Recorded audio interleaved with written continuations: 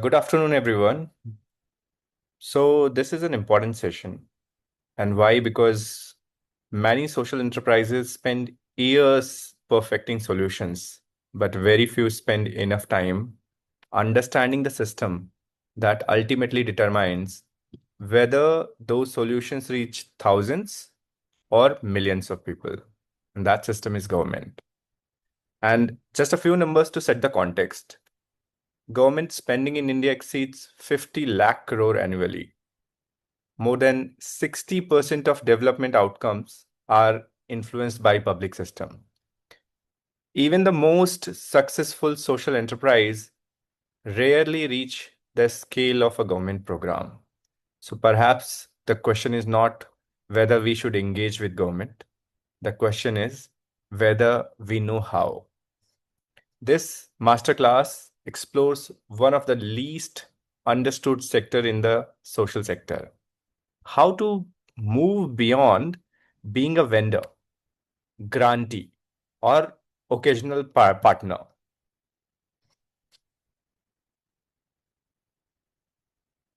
So we'll explore that.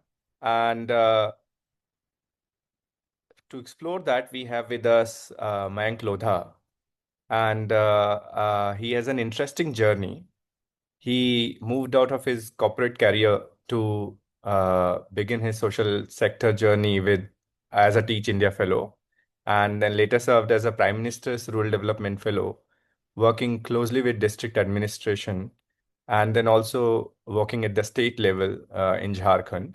Then he advised governments through KPMG's government advisory practice, worked directly with political and bureaucratic leadership in Punjab on governance reforms, and currently works with the Convergence Foundation to build state partnership models and strengthen collaboration between uh, philanthropy, entrepreneurship, and government. What makes Mayank particularly interesting is that he has seen government not as an outsider trying to influence it, but from inside the system itself. Please join me in welcoming Mayank. Mayank, over to you. Thank you, Ankush. Hello, good afternoon, welcome everyone.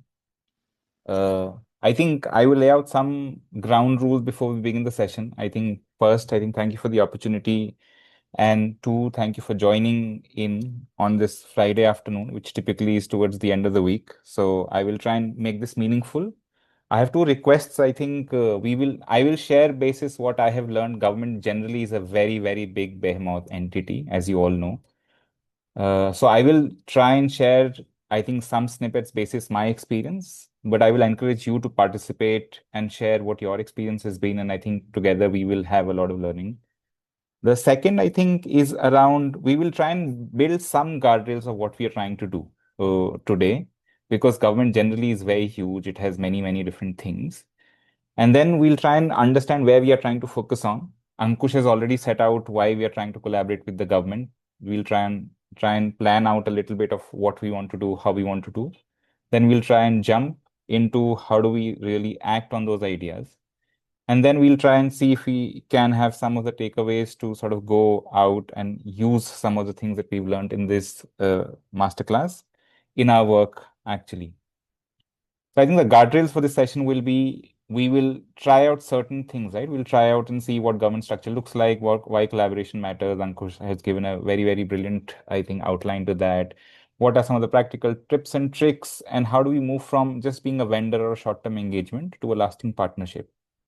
What we wouldn't cover typically is, right, the design structural situations in the government. Some of them could be challenging, some could be impeding to our work. Working with elected representatives, and more on that later. How do we get funding for some of those projects? So I will not focus on some of these things which are also critical towards working with the government, because government procurements can be sometimes challenging. And that's why I wanted to sort of begin with what does government. But before we get there, I just want to know from the room if you've engaged directly with the government. And I say not yet, because when we work in the social impact sector, I don't think we can ignore the government. Either we have already engaged or we are actively engaging, trying to think about how to engage with the government. And that's why we feel we can't really ignore the government. Great. So if you think you have engaged with the government, would love to, I think, have you interact with us, I think, through the session. And then we will probably, I think, build. So I think we are in the session because either we've already interacted with the government or we probably want to interact with the government and work with the government going forward, right? So I will move on from here and say, let's understand the government. I think trying to see which part of the government we are trying to engage with, and some of this probably will be the most text heavy slide in the entire presentation, I promise, because a lot of it is just from Wikipedia, right? I think government is a big, big, big entity.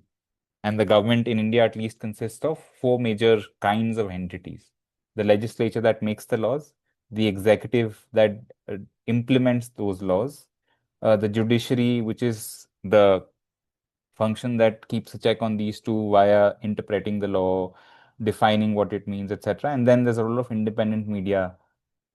Today, in our discussion, we will try and focus most of our energies in the executive, because what I understand from the target audience is that all of us are trying to work with the implementation or the policy wings, which are much more influenced through the executive than working with any other function. That's why I said we will not talk about working with political leadership, etc., right now in this context and this landscape.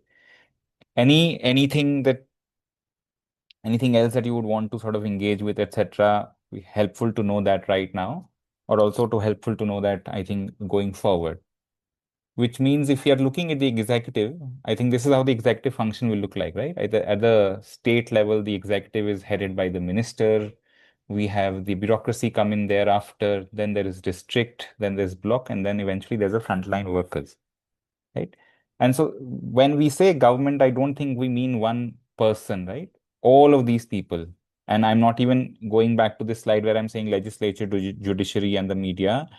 All of these roles, right from the minister to the Anganwadi worker to the head of school to the teachers that you see to the A&Ms that you interact with on the field, and everybody in between is the government. So I think it's important to, I think, just pause and understand that when we say government, we are meaning all of this. And I think we will use some of this in the work that we will do going forward. But it's important to just acknowledge that when we say government, we have so many people thinking about being thought about together, right? Sometimes when I say the government, I may mean the minister. When somebody else in the room is saying government, they can mean the collector. When somebody I'm talking to is saying I interacted with the government, they can be meaning the secretary. Somebody who's on the field says I went and interacted with the government and they denied admissions. It could be a school headmaster or a teacher in the school. Sometimes they go to submit documents, could be a block level officer. So I think it's important to just acknowledge the fact that government is not a monolith. It's a behemoth entity, and it's basically comprising of many, many, many individuals, many institutions, and how they interact with each other and also with the citizen at large. Right? And I think just reiterating that fact, it's not a monolith, it's a big structure. So I think as we go on and see some tips and tricks, I think this information will be helpful. It operates very differently. And today, I think we are going to focus mostly on the executive, which I've already called out, right? One thing I definitely want to sort of emphasize very much here is the fact that working with government needs to be thought of like a marathon. And anybody who's into running or physical activity will understand what kind of preparation a marathon requires, what kind of mindset it requires, what kind of physical preparation is required.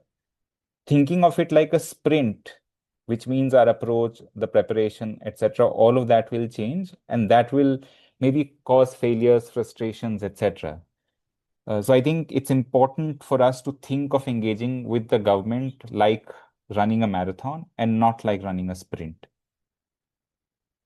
Why collaborate? I think that it's very, very well put by Ankush during the introduction, but I'll still try and elaborate a little in very crisp points, right? Access, the system's access to most vulnerable communities, the scale, all of that is just huge. There is nothing which comes close to the government. In terms of the diversity of portfolio that the government anchors, which is the equity lens, nothing also comes close, whether it's across geography, class, caste, income levels, everything, whether it's the quality. And I think these are some of the places where we generally think about engaging with the government, right? To improve the quality, to improve the quality of learning in schools, to improve the quality of healthcare services, etc. And the fourth, which is not most oftenly talked about, if the government already spends, as Ankush mentioned, 50 lakh crores in spending, the philanthropic capital or the non-state actors, I call it, in together, right? If we are able to engage with the government and improve the efficiency of that spend, the delta sometimes it's completely beyond measure. And that's why I think we should engage with the government.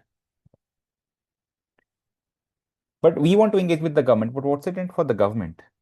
It's a two-party transaction, if I were to put it very bluntly, right? We are trying to engage with the government, and most of us think of what we need from the government. But if we flip this and said, what does government need that I can help with? We are actually thinking about the other stakeholder in the room. And sometimes we walk into those rooms, we walk into those meetings, we walk into those discussions thinking about what we need of the government. We want this MOU to be signed, we want this pilot to be conducted, we want this project to be funded. Never thinking about, or very few times thinking about, what does the government actually need? What is it trying to do? Where is it failing? Where does it need support? And we also don't think about the fact that it takes a long, long time to build trust with the government. Because many people, day in and day out, keep approaching the government, and the people inside the government have no idea who's genuine, who's trying to game the system, who's trying to support the system, all of those things.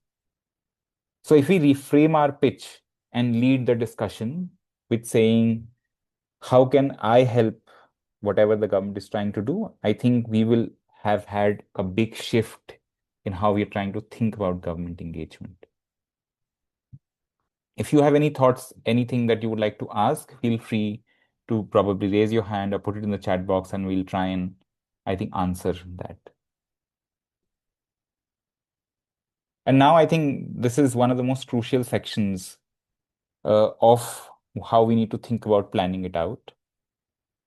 We've tried to understand what government is. We've tried to understand why should we engage with the government. We've tried to also think about the most important fact, what does government gain out of this, right? So let's think about how do we plan this out. We can do it in many, many different ways. And like I said in the beginning of the session, right? I'm going to synthesize some of my experiences and learnings. Government is a really huge entity, and everybody's experience can be different, and everybody's strategy could be different. There are different things that could work. What I'm trying to do here is to share what has worked for me, and with some of the instances I have been part of in the government, both inside and outside. The first is to understand, given the diversity of things that we're trying to do, right? Where do we intervene? Are we trying to do a policy level shift? Are we trying to do something more implementation focused?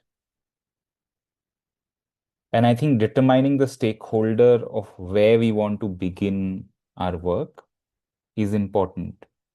Because if we are trying to do a lot of implementation focused work, going to the state sometimes may be useful, but sometimes can also be detrimental. If we are trying to influence policy, we have to understand most of the policy decisions happen either at the state or the union level. So working with the district level for policy changes may not be the best idea unless we are trying to generate evidence on the field, which is more implementation focused. So broadly, right, I think if you're trying to do more policy level work, it has to be the state. And if you're trying to do more implementation focused work, It has to be the district. And again, there are nuances to that. There are kind of challenges and opportunities at both levels, right? For example, at state level, the timelines are longer because policy reforms takes longer. We need a lot more credibility. The district or the implementation focused opportunities give you a lot more flexibility to be on the field, to iterate, to change things. So there are different kinds of pros and cons before that. But again, it's very, very important to understand what level we are going to. And going to the wrong level will detour of how fast we can move, how effective we can be. And sometimes going at the wrong level may get you the inroads, but will also impede the kind of impact that you make. So I think it's a very strategic choice that we need to make. These are broad thinking tools to say what kind of work we are trying to do. But important is to say what is your long-term thinking and strategy. Sometimes people start at the state and then go to the district to understand things better. Sometimes people start at the district, gather evidence, and then go to the state to make policy level changes. There are all kinds of approaches possible.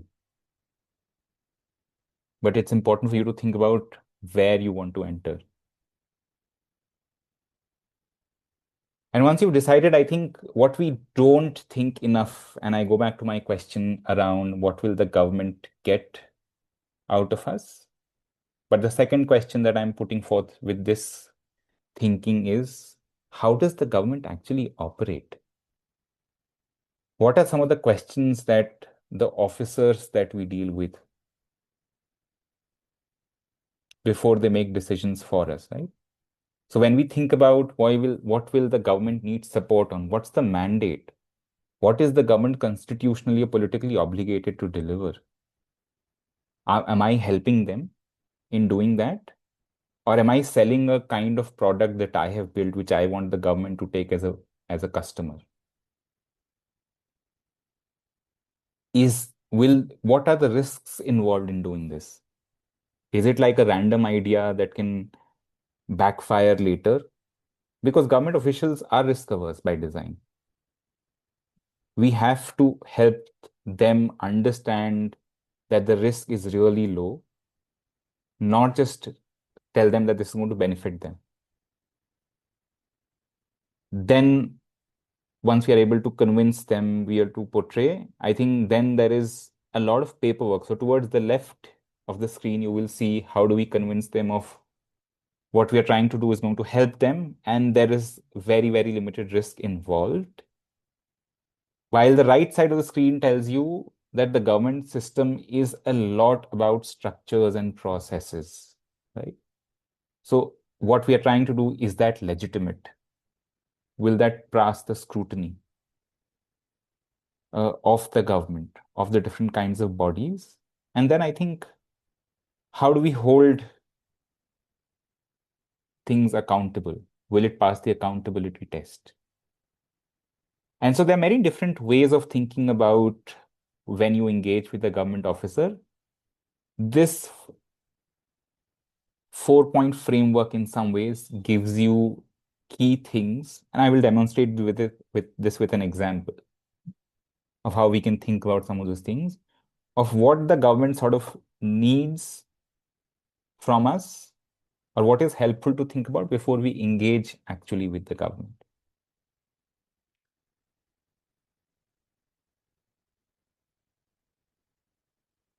Think about this, right? And again, if we are saying our model works, maybe we should say something different. We could say this scales within the existing scheme budget and staff capacity. Then it does not become a program that I am trying to sell. It's something that improves efficiency within the existing scheme budget and guidelines, right? If instead of saying our data shows improvement, this can be reported against the scheme KPIs, which means we are talking in a language that the system understands. We are trying to pitch our product, program, project in a way that supports the system and not in a way that adds more work to the already burdened system. I think what we sometimes forget is how we think about the government program is equally, or what is more, even more important is how do we communicate it? How does it land on them? Land on the officials that you're working with, right? And again, I will take a pause here and go back to the district thing, the level thing that I was talking about. I think we can think about the decisions about where to approach, etc., in different ways, like we've had here.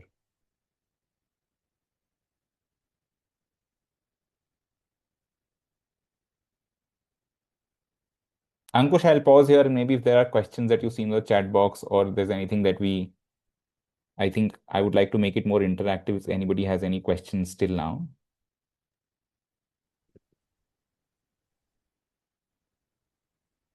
Right. I think I have few questions, Mayank, for you. And thanks for setting the framework. Do you have few more slides here, or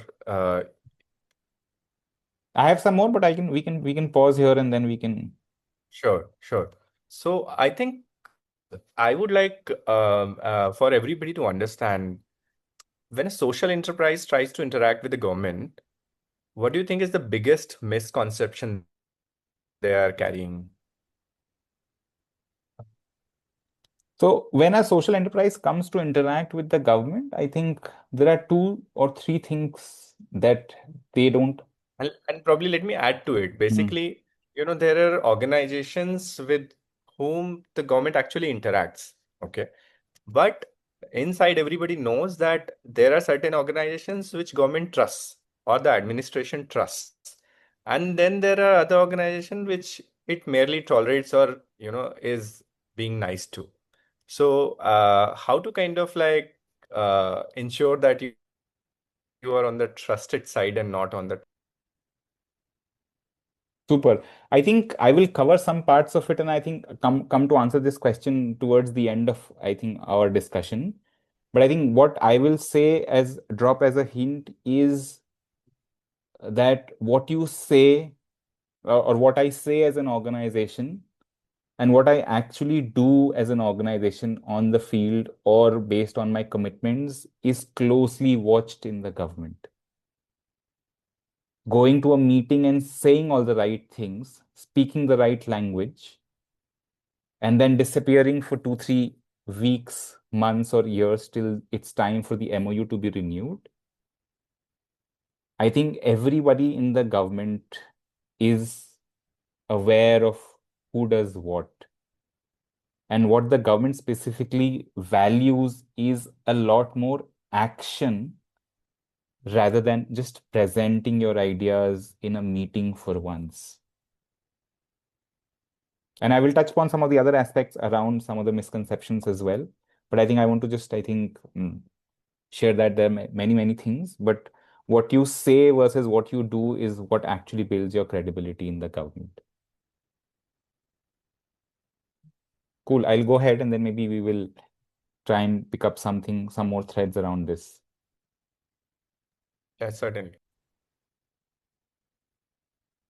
So again, I think I'm trying to rephrase this and emphasize this a lot more because in my experience of working with the government, we've traditionally seen all civil society organizations come and pitch to the government as if they're trying to sell their solution, they're trying to sell their product, they're trying to sell their idea. A lot of things shift if we rephrase the same things in a way where what the government is trying to do takes center stage, whether it's in terms of things at the field level, whether it's in terms of how funds get deployed or funds get utilized, whether it's in terms of how do systems need complementarity.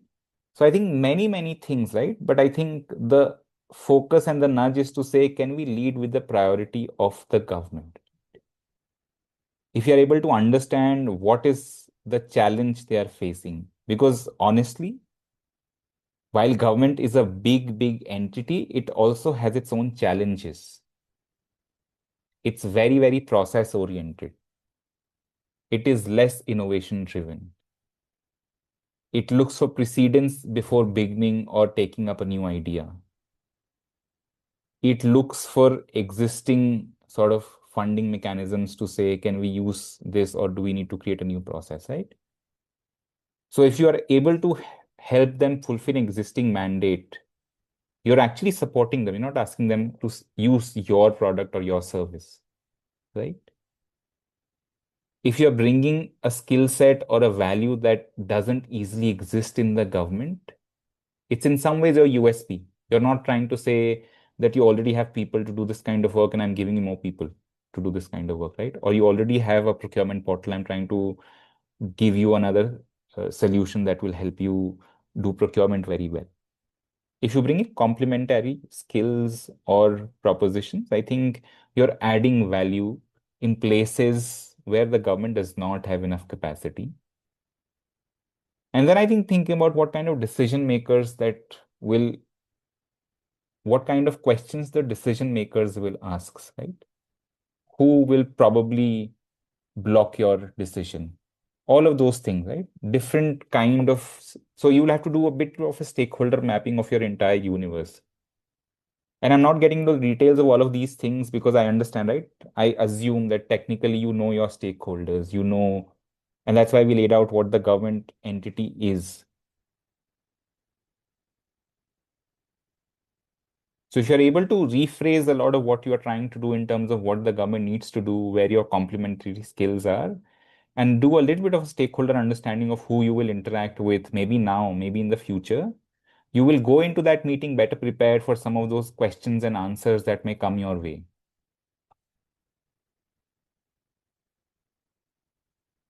This, I generally feel, is a very, very critical. उनको side में कर देते हो. What you're suggesting is कि वो PVC की search को side में कर दीजिए, आप हमारा D.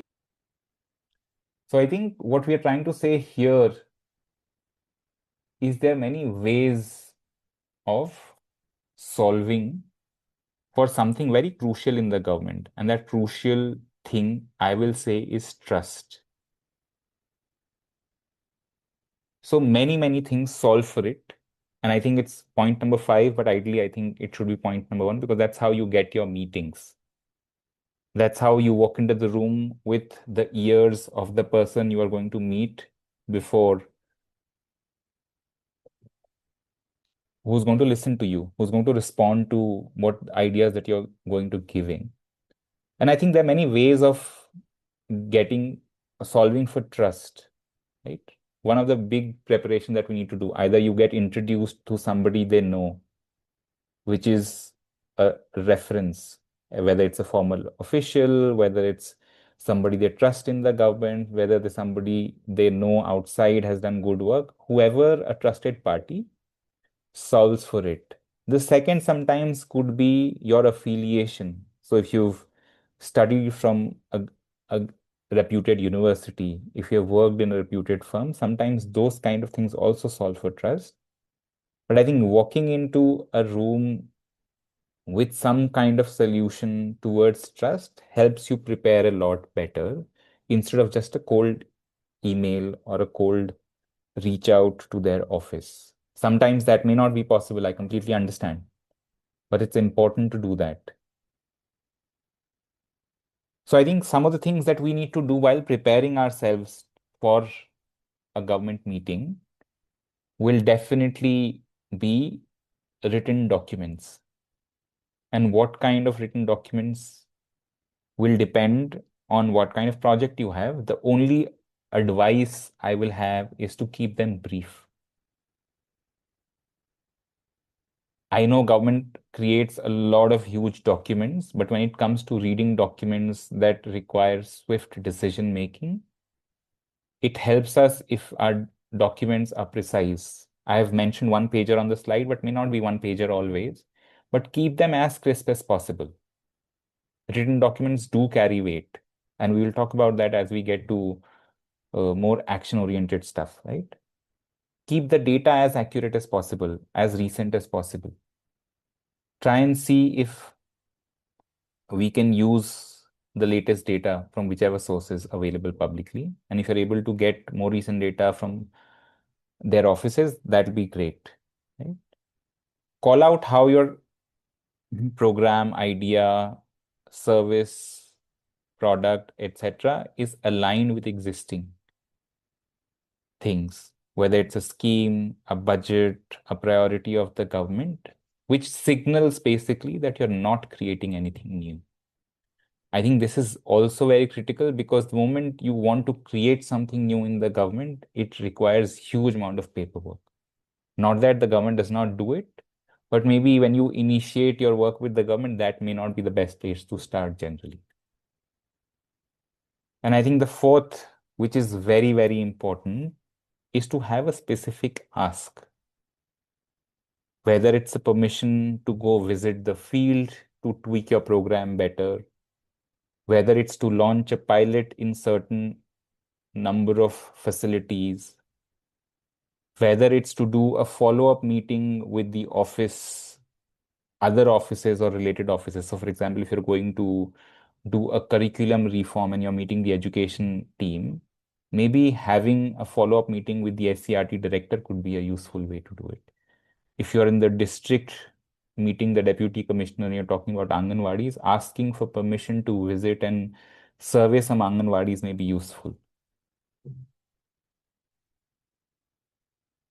And then I think what is also very critical is what is the timeline we are looking at to do what you're promising right now, but also focus on when do you get back?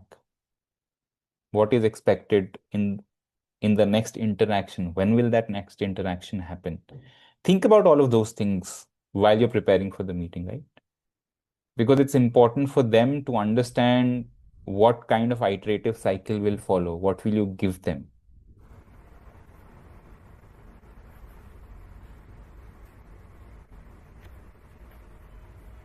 And then I think I have said this enough, right? Documents are really important in the government. That's what carries, I think, the institutional legacy.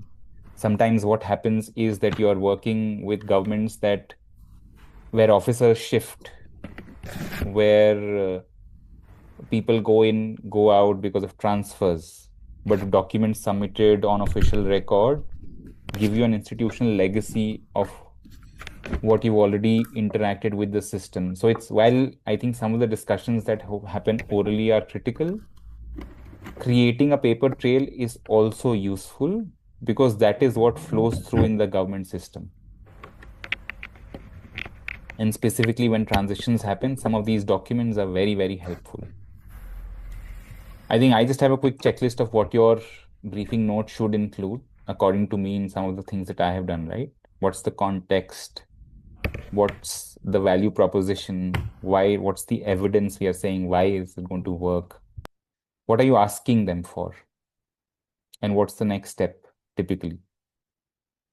Again, I mentioned, right? I think keeping the documents crisp instead of, I think, very voluminous is generally helpful. You can keep an annexure which details out a lot of what you're trying to do, the idea, the conceptual thinking behind it, but keeping the briefing note crisp and concise is very, very helpful. Something that I have seen, and I think you see that pro tip towards the bottom of the slide is we generally don't explicitly mention the expectations of the government entities involved. I think it's important to call that out. It gives the government very clear things to say yes or no, whether it's requirement of a budget, whether it's support on some kind of travel, whether it's support, permission letter to visit schools or facilities, whether it's permission to interact with, or whether it's something to do with data sharing, whether it's to do with some appointment of officers. So I think it's important to call out the roles and responsibilities of the government as well. Sometimes while we do these meetings, because we think of government as a very, very powerful entity, we sometimes don't want to hold it responsible, and sometimes we miss out on setting clear expectations with them. So I think I will highly recommend that your note also carries what you expect from that government entity you're interacting with. And I will just pause here. I think I have said a little bit about how you think about doing all of this. we will get into action mode, or we will think about how do we actually interact with officials, right?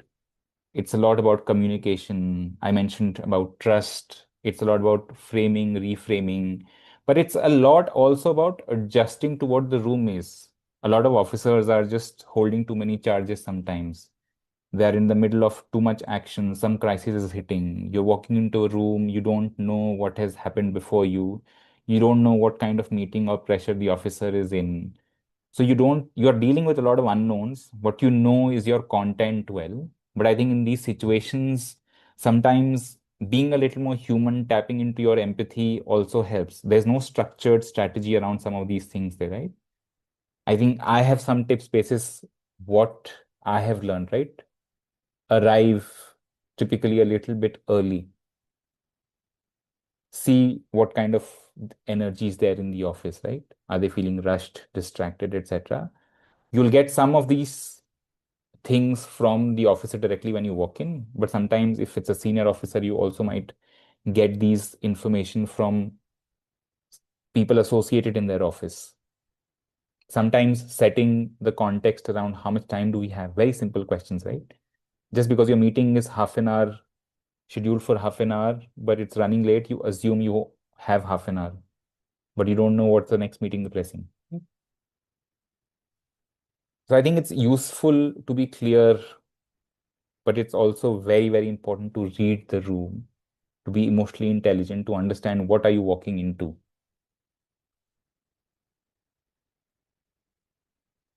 And it's important to give them the opportunity also to contribute while you start, right? I think my general sense is to keep things a little brief, initiate or give out the initial idea, but also hear from them a little bit so that it becomes a little bit of a their or a co-owned idea rather than me trying to sell one idea or a product or a service to them. Sometimes hearing their perspective and then weaving into what I'm going to say becomes very, very helpful, right? I will just, I think, get on to the emotional quotient I said, because at the end of the day, we are dealing with human beings, right?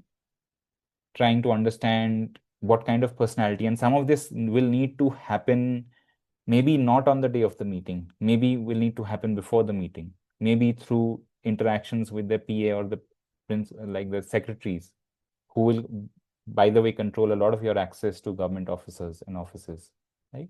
What kind of personality do they have? What kind of context do they have? Do they have a lot of tenure remaining?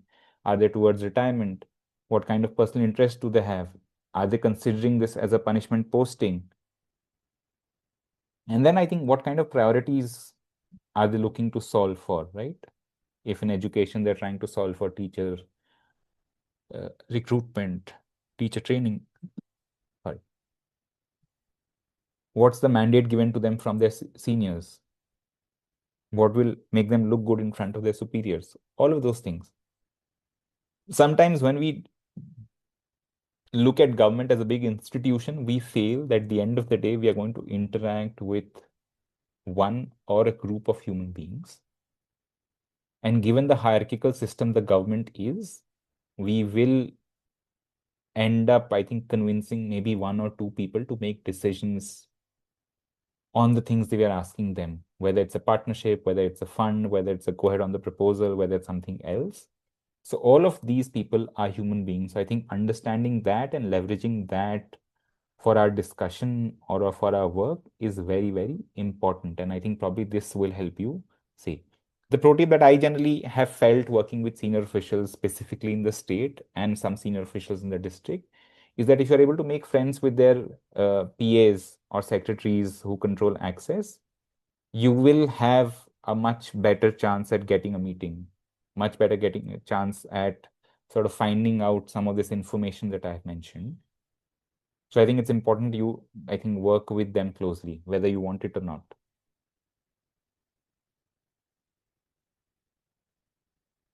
And I think while we have read the room, we've presented, we've used some of those tips, I think it's important to close the meeting well. I said this earlier also, right?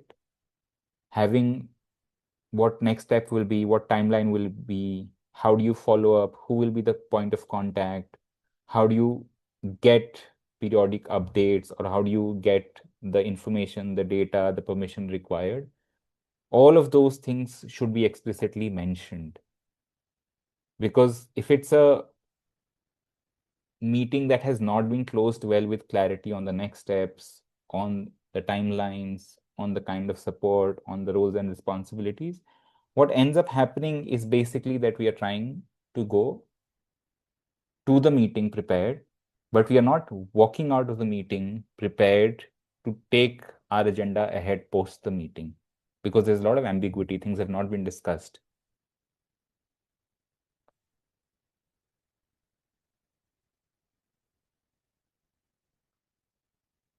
I'll pause here. I think while we can think about and prepare and do so many things in the government, you will definitely have days where things will not be as planned. There'll be days where you will think about some of the things, but you will end up in a place where you may not know what has gone wrong, why the meeting did not go as planned. And again, I think here I will pause and say, think about it as not a marathon. Sorry, not a sprint, but a marathon. And while we prepare for a marathon, we can think about doing a lot of different things, but we also learn equally from our failures. Then we learn from our successes. And that's why I think sometimes it's good to have a realistic understanding of these expectations that we are having from the system. Sometimes things will go as planned, and sometimes things will not go as planned. So, having realistic expectations, while we all aim for successes, right? I think it's good to have realistic expectations, at least while we are preparing our mindset for this. And sometimes things can be just beyond our control. It could be a bad day for the officer. It could be close to his or her retirement. It could be just a non-priority area. And the different ways to deal with that. Some of the things that I mentioned here is either you seek a higher or a lower level connection, which helps you solve for trust. Maybe give them some cooling off time. Maybe refrain your ask. Maybe wait for change. There are many, many ways to deal with these kind of situations. And I'm not saying what will happen will always be disappointing. I think the government is a very, very big entity and you will have different kinds of experiences. But I think thinking about this as a marathon and not giving up and saying, what can I do differently? Getting maybe more prepared next time, thinking about other things, reflecting on it, maybe connecting with people who have cracked a partnership with that particular department, that officer, that district level functionary is important. And then you can do many, many different things before you get there. I think while all of this is much more operational, what we'll do next is think about a little bit of a ladder that will help you think on what really is that I'm trying to do with the government. And basis that will help you think about different things that may be helpful for you to do while you're preparing for some of these things, right?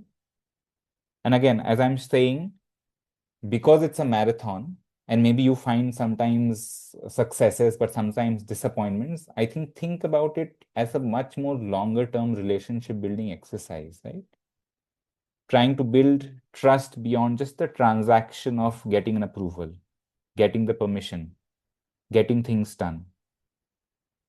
And I think many things that I have found very helpful in doing some of these things is, can you share field stories? Like, the officials generally have access to data, but sometimes are not able to spend time on the field because of their busy schedules, because of the responsibilities. And so when they hear stories from the field, it definitely gives them a much more personal connect to what you're trying to do. Sometimes invite them to field visits with you. Ask them or seek feedback on new ideas that you're trying to build on. And sometimes you may not solicit response on any of them or one of them or either of them, But that does not mean you don't try. Because if you keep the interaction as a transaction, I think they also see through it. And I think, Ankush, you asked a question earlier, right? What governments generally see. They generally see if you're trying to use them to get to a certain place in your journey, or you're actually trying to become a partner. If you're able to do some of these things, it helps you become a lot more trusted in terms of your intention, your actions, your long-term commitment to the agenda. And so these are some of the things that I feel like will help you more structurally. And I think generally in consulting, we use some frameworks. Maybe I think this is like a 4-point framework that helps you, like building trust, showing evidence, alignment, and then eventually a shared ownership. And all of these things are not either or. This is basically a chain reaction that helps you establish trust. And you're not then becoming a vendor. And we'll talk about the different stages in that as well shortly. But if you're all solving for trust, you're creating evidence, you're creating alignment, you're owning things, you become a much more institutional partner, so to say, than just a vendor who's trying to sell your services, right?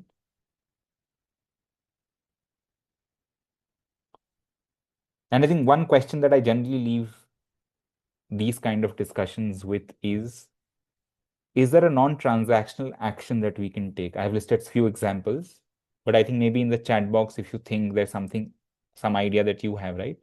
Something that adds value without any ask, but still moves the system. I would love to hear from you. I know many of you have interacted with the government in different capacities. So Anupma has put in something in chat. Maybe you would like to respond to that. I will just look at it and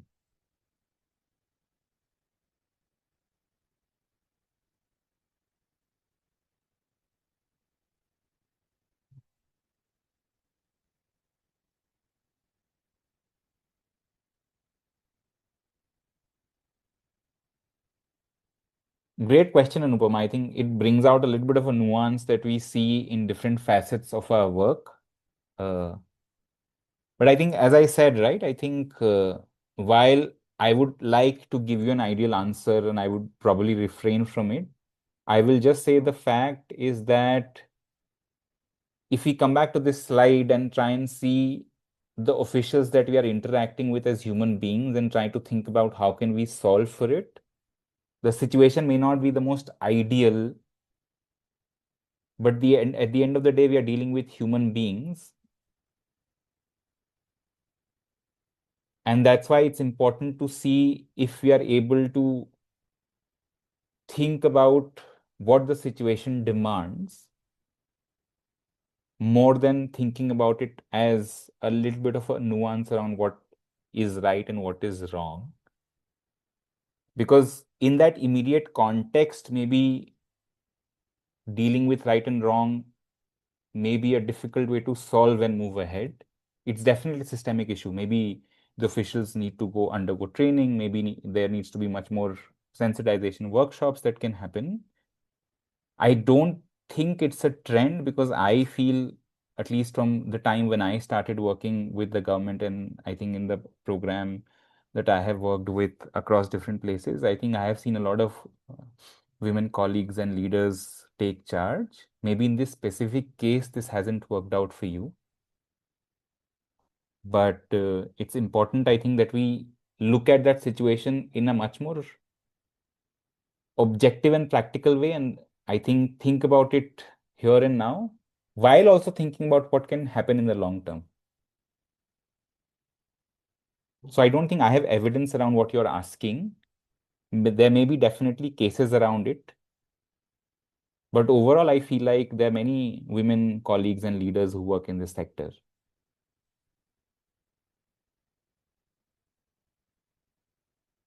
So I think, given that we've spent close to about 50 odd minutes thinking about what needs to happen, etc., I think it's important to think about the entire like entire life cycle, I would say, or the different stages in a way that makes sense. And I think what I'm going to present next is probably going to help you think through some of that. Right? This is what I've been referring to as the partnership ladder. Am I a vendor where I'm just trying to sell a service and trying to think of government as a buyer? Very, very transactional approach. I need to sell a service to somebody who's going to buy it from me. No investment in relationships, limited investment in terms of understanding what the system needs, keeping it very, very transactional. I think we've moved beyond this, I think, significantly, but we still have certain players, specifically people very early on in their journey of interacting with the government, see the government as a buyer of their services or products or ideas. And then we move ahead to something we think of as implementer, that the government is trying to do something, it's not able to do it well. Can I go and implement that well for the government? So we've moved away from maybe taking part ownership, right? Trying to be in the system. Then we get to a place where we understand things a little bit. The system trusts us. And we provide support in terms of ideas, in terms of advice, in terms of insights of what's really working, what's really not working. And again, I think while this is a framework that helps us think through our journey, sometimes we move in different buckets, but we can also be playing different roles and different points in time. These are different ways to think of these as archetypes of engaging with the government. Am I a vendor? Am I an implementer? Have I become trusted enough to become an advisor? And I think the next two pieces, which is the fourth and the fifth piece, are actually where you become trusted partners and I think long-term sort of uh, partners with the government, right? Are you in the room when things are designed? Because while you can give advice on something that's not going well, fixing it while it's in the design phase, it's very, very critical and important. It prevents us from wasting time, energy, resources, many things. It also signals the kind of partnership that you've built. And I think the final stage is that you are part of the system now in different ways. And this generally is a lot more institutional than individual. You are a trusted body that the government thinks of reaching out when they're trying to do certain things. So I think it's important to think about the interaction, the association, and the partnership with the government in this kind of a ladder way and think about where are you right now?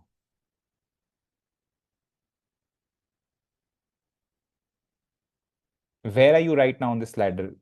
If you can maybe reflect and say where are you right now, I think we can maybe take up a few questions, reflections around this.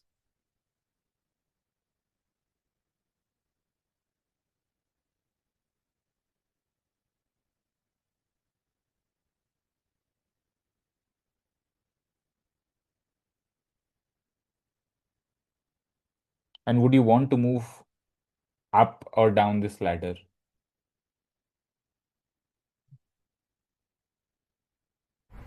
Yeah, it's an interesting observation, Mayank, I guess.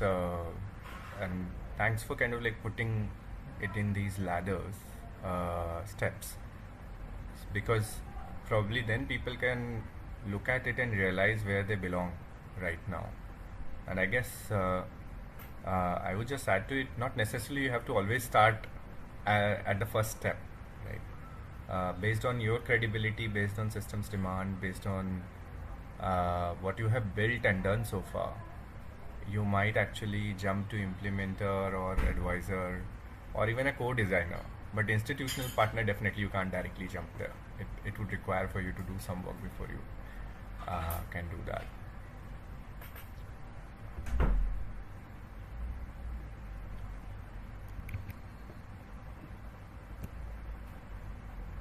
And Ankush, I think to your question, right? I think earlier of what are the misconceptions, etc. I think I will use this institutional ladder to sort of clarify some of those things.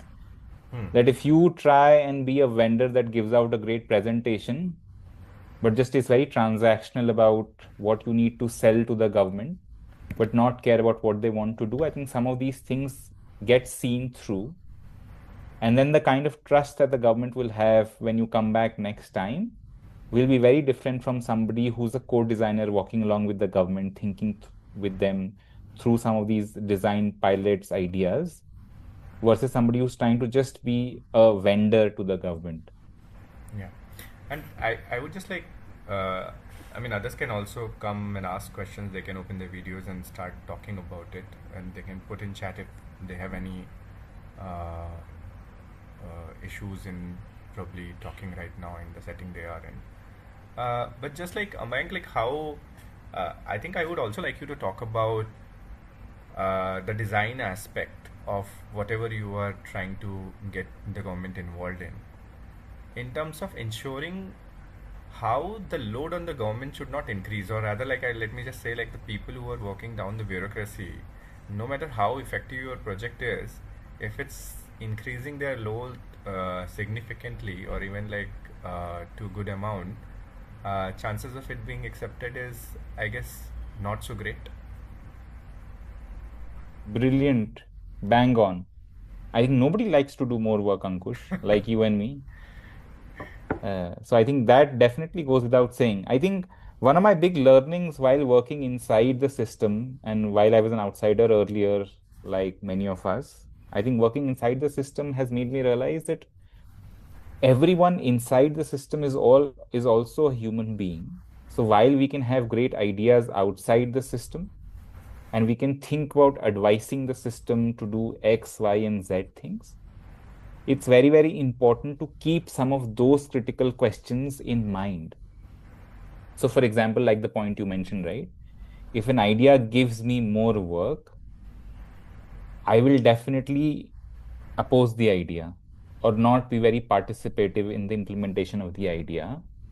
And this is in conjunction with the fact that government systems generally are short staffed. So, what we are doing is we are going against not just the practical human principle, but also the design principle. If system is already short staffed, people are already overworked, a good idea or a solution will actually reduce their workload.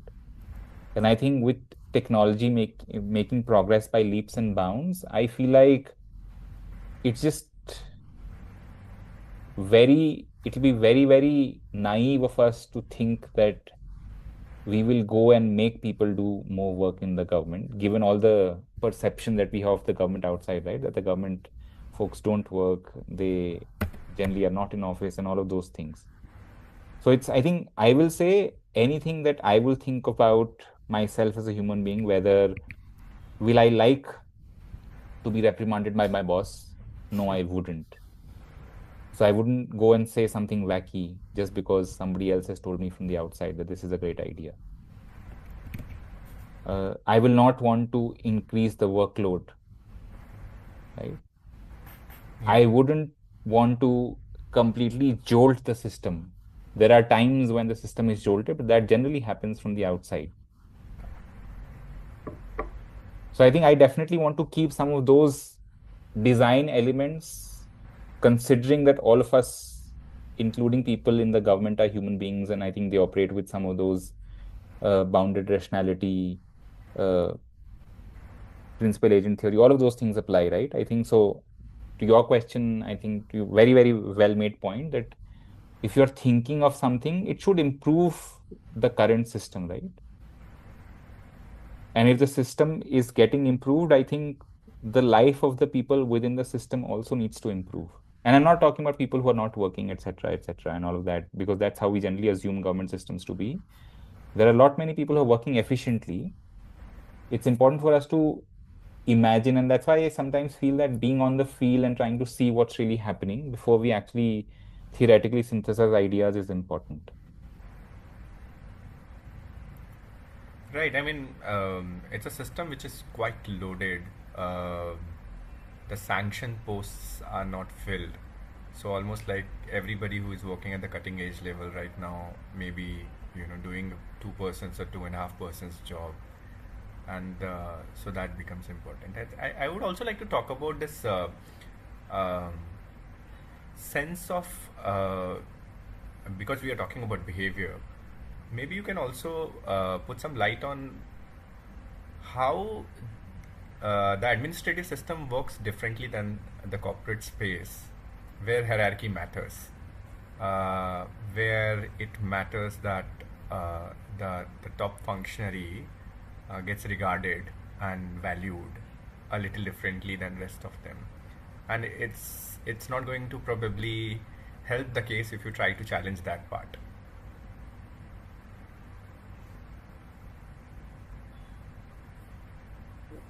Hmm. So I think the question you're asking is very, very valuable to, I think, for us to debate and discuss, because what we are trying to think about is sometimes when we come from the outside world, we don't understand what the system is, right? We think about, say, for example, I think I will go back to one of the questions you asked earlier of what kind of organizations or what kind of misconceptions do we have? And maybe I'll come back to this question a little bit later, right? So the misconceptions that we have is typically sometimes when there are funders or philanthropic entities or CSR entities, I think the kind of imagination of solutions, articulation, the English, the tone, the verbiage that they look at in terms of what a successful proposal looks like is very different from what a government will consider as something more meaningful. I think in government meetings, it's a lot about being very crisp. While I think in some of those philanthropic discussions and CSR proposals, it's a lot more focused on the big picture, right?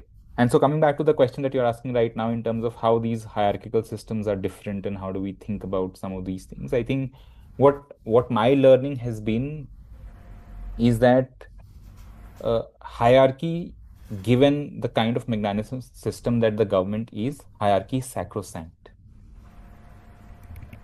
So while you can challenge your bosses probably in the private sector a lot more easily, there are a lot more structures in place.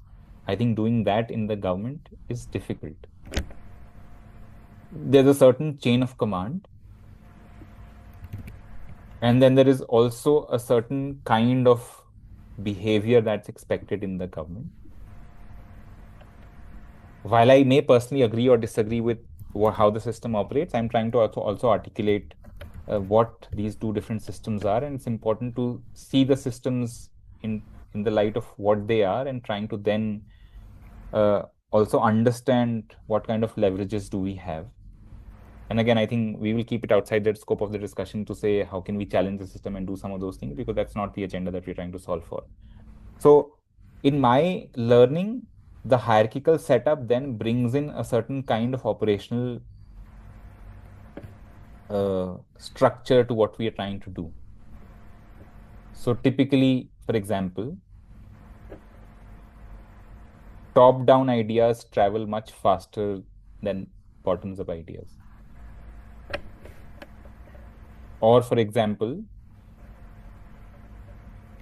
discussions in the government may not happen in a very, very open way, specifically when there are multiple hierarchies sitting. So it's important. So what that means for us as somebody who's trying to partner with the government is to also build different relationships. Like, for example, in a corporate meeting, people across levels will speak to each other in a conference room, right? But maybe in the government, if there are three, four levels of hierarchies, generally the top two levels will only speak, mostly the top person will speak, and the other people will nod their heads. And again, this is, I think, generally not true in every case, but in most cases. And so that's why I think maybe having meetings with more junior folks who are going to be the meeting to understand their perspective, to incorporate their perspective, to be able to utilize their experience will be helpful before you go. Say, for example, if you're trying to meet the chief secretary in a state, if you've already met, say, the concerned department officials before you meeting the chief secretary, I think your proposal getting a go ahead is much more likely than you directly going to the chief secretary presenting where, say, the concerned secretary is in the meeting but has no idea of what you're presenting, while it may work differently in a corporate setup. The flexibility that you generally have in a corporate setup is much, I would say, different, because you can introduce line items, get approvals quickly in the meeting, record it in the minutes of the meeting, while there's a lot of file work that happens. So I think understanding the system is important. It has certain kinds of, and sometimes while we see some of these as constraints, I think in my experience of working within the system, I also see some of these as opportunities and safeguards in the system to be able to hold the system accountable. So if one level tries to do something wrong or something unethical, because there are two, three levels of decision making, while we understand it as impeding the process, sometimes these are also checks and balances that are created, and which happens because it's a multi-level system, because each level has a certain role to play. And I would also love to hear from people maybe on the call if they want to type it in the chat box, maybe want to unmute themselves and talk about how they have experienced government, how do they see this framework, or how do they, what their experience of partnering with the government would be.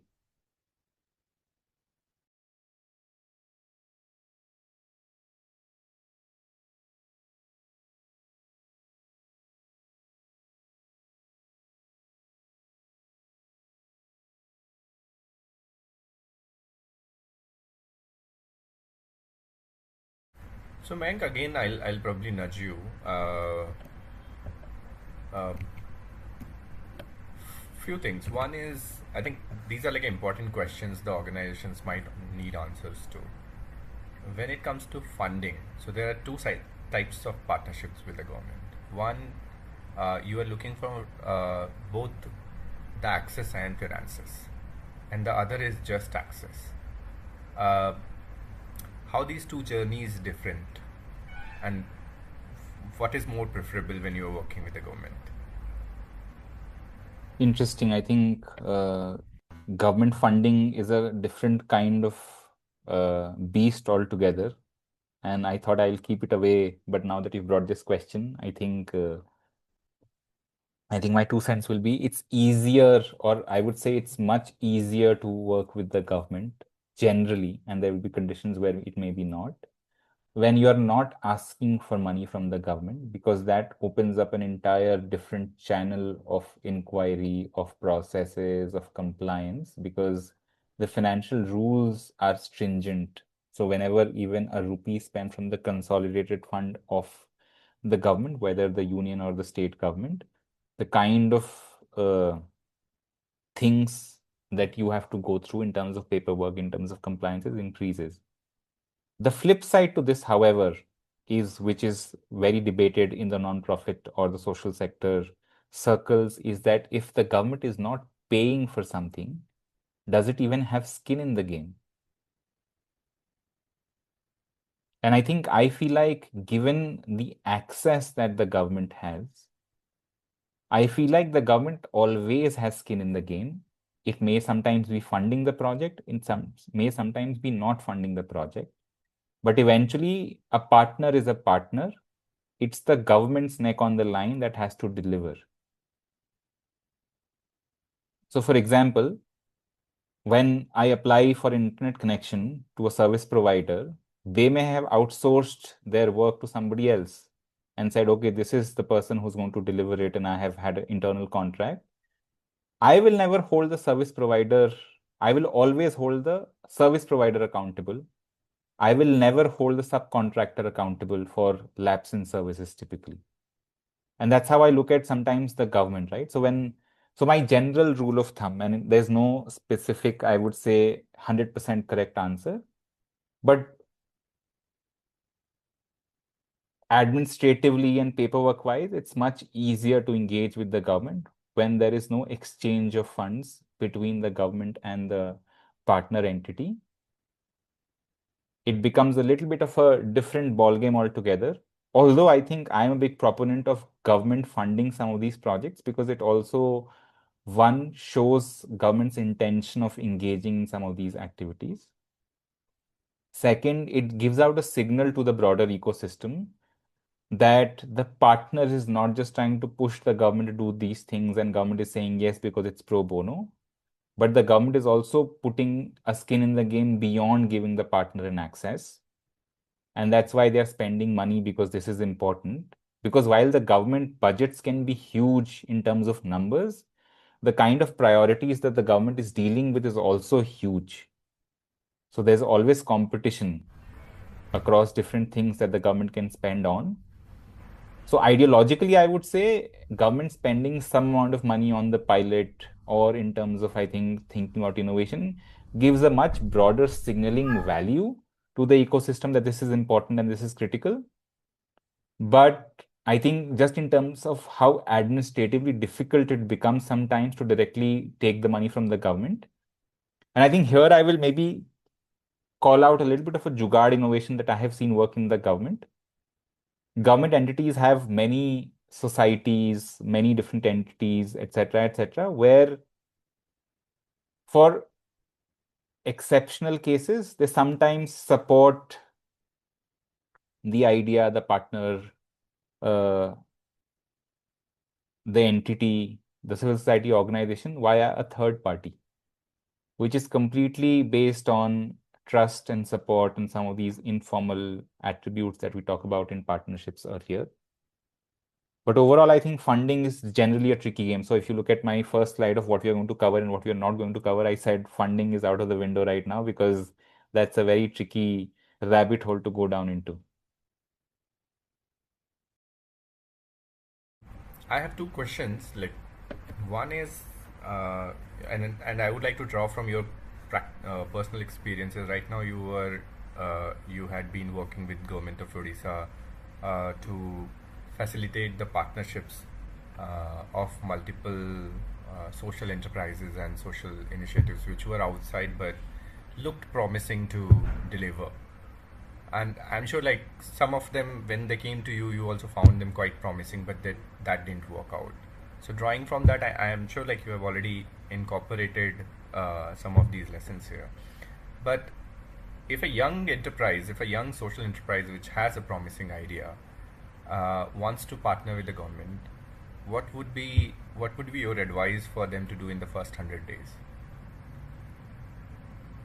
So I will take a little bit of a flip side view on this and a little bit of contrarian view. I think I will really push the organization to think about why does it want to engage with the government? Let's say I work Will with the the Anganwadi. will the market solve the problem better? Because sometimes we think the government will adopt this solution, buy this product and roll it out. And that has its own value. I'm not saying that. But a good test of the product is also that are people independently buying it? And sometimes price points can be a challenge, but sometimes some of these pilots can be helpful to say it can be subsidized by a philanthropy, it can be subsidized by some CSR, etc. But it builds a proof of concept of the fact that this idea is worth doing. Given the kind of constrained resources in terms of time, attention, field presence that the government has, I think my suggestion to a social enterprise working on a big idea will be to say, go test it on the field. And you may sometimes need government permissions for it, and that I think is much more easily doable than I think signing a complete contract with the government. And I will say some of Jugaad innovations work around these things, but I think I will seriously challenge if the organization is building onto some idea in the first 100 days or so, trying to partner with the government may not be the best way to go forward. I think testing it out, trying to figure out, tweaking the model, trying to see what really works, what were the assumptions, hypotheses, misconceptions, etc., refining the model, creating a proof point, creating like a wow experience for the end consumers, so to say, will be much more important. Because I think if you do some of these things right, if you're able to do some of these things right on the field, this is also a proof point for the government to see that this worked. And I think government engagement can come later when the organization is much ready to scale, whether using technology, whether using human resources, etc. But I think one of my biggest push to the organization will be to say, can you prove that this model works if they're in the first 100 days? Right. Um, so this is also, I think, like very critical aspect. Uh, when you're entering the system, or rather like going to partner with the system, uh, how do you design for the political economics of it? Or shall you not consider it at all because you think I am too non-political, so it doesn't matter? Well, ideologically, you might want to think whatever you want to, but we live in a different world. It's a real world where, as I said, right, I think if I were to probably go back to the slide that I was saying, where we talked about hierarchy, and I will just project it before I answer this question. While we may or may not think about the political economy, I think the person at the top of the decision-making tree that we are currently seeing, because we are dealing with the executive, is a political leader, is somebody who has to, I think, has political interest, stakes, and stakeholders to manage.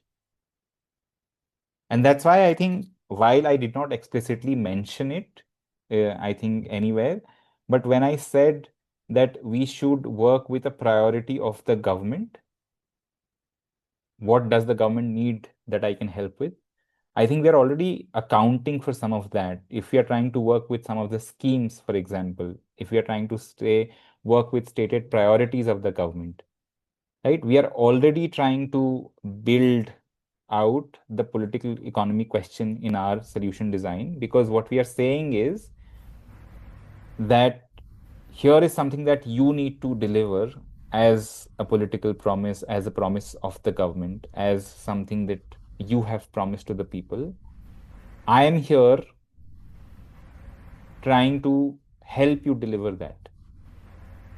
So, at least in my articulation of how I want the pitches to be, I feel like the question around political economy is already taken, because I think the entire push or nudge to, I think, participants in this session is to think about how do we bring forth the idea in these conversations or in discussions where we are saying that we are supporting the government doing what it already has committed to do, with what is already being mandated to do, what it already has promised. And we're not saying we are selling you a new solution, a new idea, a new product.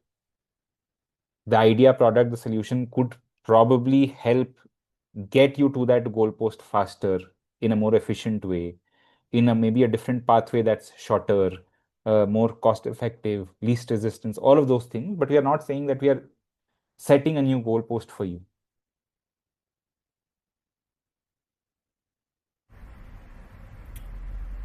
Right. So I see you have paused your screen sharing, but yeah, it's still coming. Yeah. Thank you. I think one more element which becomes crucial to consider here, and I would like your opinion on it. How to deal with the corruption in the system. Let's say if there are real flags where you can understand, or it's like very upfront, what would you advise the social enterprises to do? I mean, let's just like for a moment dealing that from the value judgment, and see what should work for them and what would not work for them. Again, I think corruption is an issue that's, I think, has so many aspects to it, right? I think one is the moral ethical dilemma that it puts people on. And then I think it's a little bit of also around uh, how do you move forward given the current reality of the system, the current needs that I have as an individual, I as part of the organization, etc., etc. So I don't think there are right answers to it. What I will sort of bring forth, and something that I have faced in some of my work, and probably try and anonymize certain things a little bit, is what we think of as corruption as, say, a common man, and what happens in the government are very, very different. I will not say completely different, but I think with scale, things change. Uh, and I think one of the things that I can think of uh, is to think about practically what's going to help me. One, and I think I'm trying to think about it on the go. Is one, I think, is there a way to circumnavigate the situation? So maybe if there's a decision maker who is asking for a corrupt act to be done, is there a way to circumvent that and do it differently? So, for example, if I'm asking for a partnership at a state level and that is requiring me to get myself involved into some sort of a corrupt practice, can I change my approach? Can I change the department that I'm working with? Can I change the level I'm working at? So, for example, if I'm at a director level, can I go to the secretary? If I'm at a secretary level, can I go to a different department? Can I probably engage with the minister of that in that space? So, as much as I would say, I would also want to not think of this as a end, but deal with it also as something that's really come my way, which needs me to take a little bit of a pit stop and detour sometimes. Sometimes there could be serious, I think, allegations, and you could probably report them as well. But some of this is, I think I will say two things come to my mind immediately, right? One is contextual in terms of where you are and how much risk you're willing to take. And second is around the severity of the situation.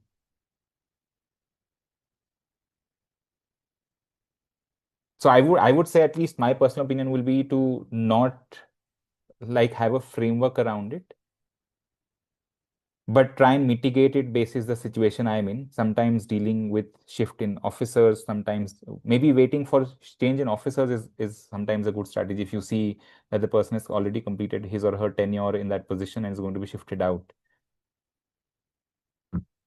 So I don't think there's one right answer, but I think this generally comes up in government setups more often than not. So thank you for the question, because I think this is a very, very practical reality that we deal with across the government.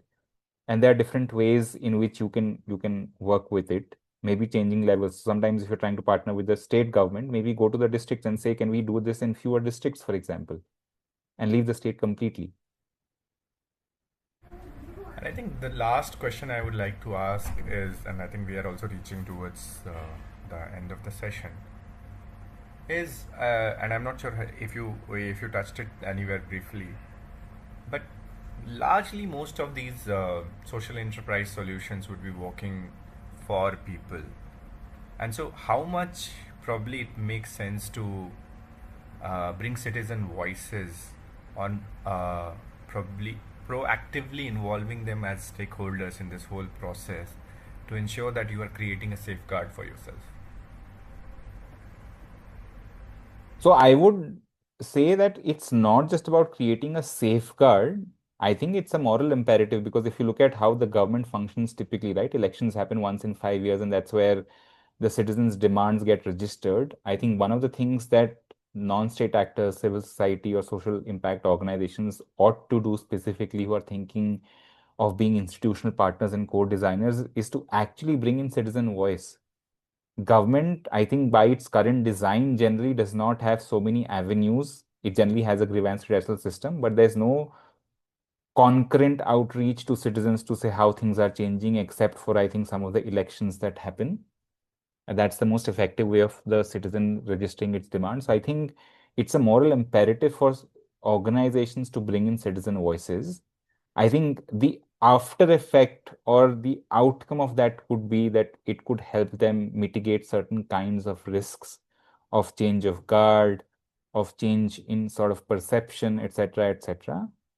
But it is also important for anybody who's at least working at an implementation level and also policy level to understand what the actual need is of the situation. And that generally comes from what the citizens need. Unless until you're working on something very technical, which is inside the government and design of the government and on processes, I think most government programs are focused on delivering services to the last mile in some ways or the other. It could be citizens, it could be a specific group of citizens, it could be a certain uh, s- geographical focus area, but I think it's primarily focused on citizens, right? Different cross sections across different geographies. So I think it's a moral imperative, given that we are trying to work with citizens, given that we feel that the government is not being active enough in terms of reaching out to them, in terms of integrating their voices. So I would not say it's a afterthought that you should do as a risk management strategy, but it's a moral imperative for, I think, the organizations. And I think if you allow me, I just wanted to, I think, leave the audience with one last slide so that it summarizes all of what we have talked through now. And maybe I can leave this on the screen as we talk through as well, because what it does is basically talks a little bit about the entire thought process, right? Where your priority is within the government landscape, where the relevant department is, who are the decision makers, what is your contribution, what's the partnership pathway, trust building move, etc. All of those things. So I'm just summarizing what we have talked about. If anybody has any other questions, I think I'm happy to take it. But I think I love the discussion. I just hoping that it be more participative with people online interacting. But I hope people who've joined in have gotten some useful sense of how some of these things work in the government, and specifically people who've not had any chance to interact with the government or be inside the governments, learn a little bit about what really happens within and inside the government. Thank you, Mayank. So I'll pause for maybe a minute for any questions, comments, or thoughts.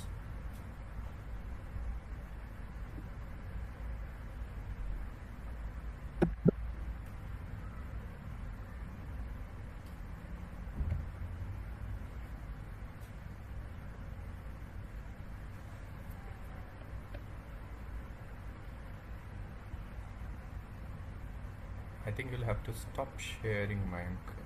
Still coming like you have paused your screen sharing.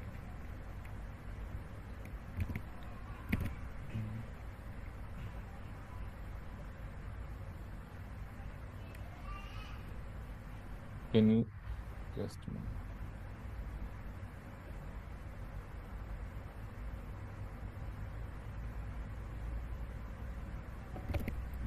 All right, so we have reached the end of this session, and thank you so much, Mayank, for a deeply insightful session. The biggest takeaway for me is that working with the government is not just about getting access or securing a project. It is about understanding public systems, building trust, and respecting institutional complexity, and still contributing in a way that strengthens the state rather than bypassing it. Social enterprises bring innovation, speed, and problem solving, but the government brings legitimacy, scale, and public accountability. The real opportunity lies in learning how these strengths can work together in service of citizens. So I hope today's conversation helped all of us to see government collaboration is not just a funding strategy, but is a system strategy. So thank you everyone for joining, and thank you, Mayank, for sharing your experience and journey in such a short time. Thanks, Ankush.